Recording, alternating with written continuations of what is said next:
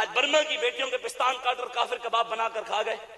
शाम की बेटियों की इज्जतें लुट गई, इराक के अंदर बेटियों की इज्जतें लुट गई, कश्मीर के अंदर मस्जिद में बेटियों के साथ मस्जिद में नंगा करके मुसलमानों की बेटियों को जिनाओ, और मौलवी यहां पर बैठकर सिर्फ नमाज रोजे के मसले बयान करे।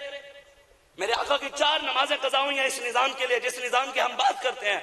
20% दीन नमाज रोजे हज ज़कात दरूद जिक्र अज़कार में है, 80% दीन निजाम मुस्तफा में। नमाज की तरफ तो हर कोई दौड़ता है, निजाम की तरफ क्यों नहीं जाते? मेरे आका ने मक्का फतह किया, बिलाल को काबे की छत पे चढ़ाया। किस लिए चढ़ाया? कि गरीब को इज्जत मिले, दीन को इज्जत मिले, दीन सबसे ऊपर हो। आज हमने तो दीन को सबसे नीचे रखा हुआ है। जो मर्जी उठे दीन के खिलाफ बात करे, कोई पूछने वाला भी नहीं। जो मर्जी दीन के खिलाफ बात करो, नहीं मौलवी साहब छो, मैं के दीन ही रह गया, जिसके खिलाफ बात करे तो बस छड़ते ही रही है। छड़ते छड़ते तो दीन इतने तक पहुंच गया।